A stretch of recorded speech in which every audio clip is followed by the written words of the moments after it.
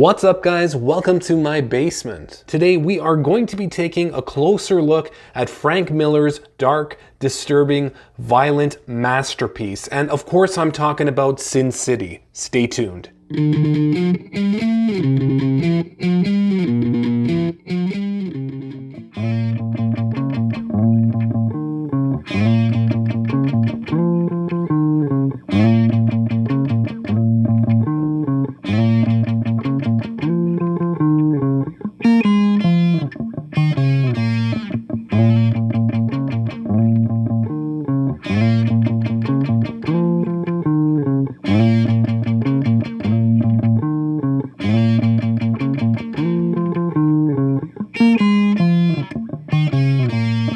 So here we have Big Damn Sin City, which as you can see is enormous. It's slightly bigger than a Marvel omnibus and much bigger than a trade paperback. And this collects the entire Sin City series published by Dark Horse Comics, a beautifully built book close to 1,400 pages and retails for $100 US, and that is a steal at that price. Art and stories by Frank Miller, color art by Lynn Varley. For content, we have The Hard Goodbye, A Dame to Kill For, The Big Fat Kill, That Yellow Bastard, Family Values, Booze, Broads, and Bullets, and Hell and Back. All 7 of the Sin City graphic novels in one very strong, sexy, and very heavy edition. Comes with a ribbon, very thick, glossy paper, and as you can see, it's already laying flat from the first few pages. Some great binding. I'm surprised this doesn't retail for more.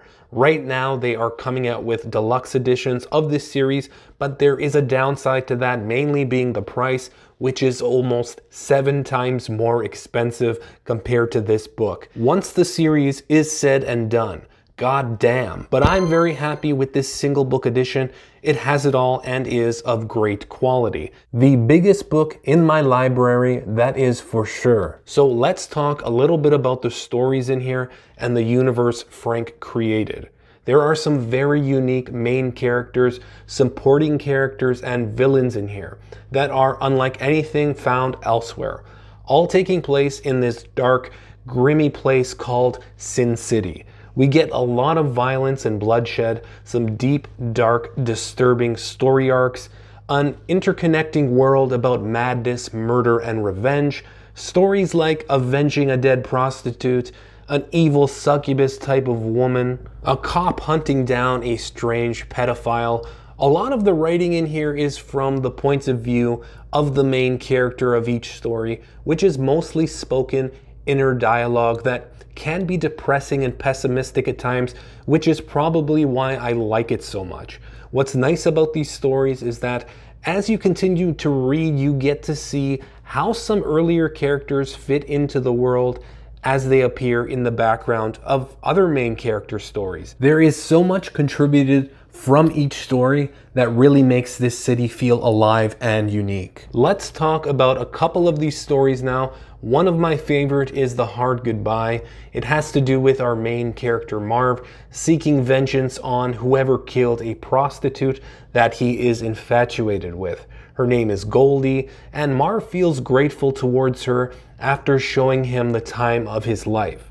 Marv is a rough-looking character, has mental health problems, or a condition as he likes to call it, and proceeds by killing his way to the top in search for answers. What's nice about this character is that he reappears throughout some of these stories. Another story is called The Big Fat Kill, with our main character Dwight, along with a group of prostitutes from a part of the city called Old Town, where the sex trade flourishes. They get tangled up in an accidental killing of a police officer, and the story progresses from there. That's all we're going to talk about. There are so many great stories in here following similar mature themes. Most of these stories are definitely hits. In fact, most of these stories have been adapted to 2 feature-length films. 95% of the time, I don't go for comic-related movies, but this is definitely the exception. One of those reasons is because the vast majority of Frank's writing and dialogue actually made it in the film.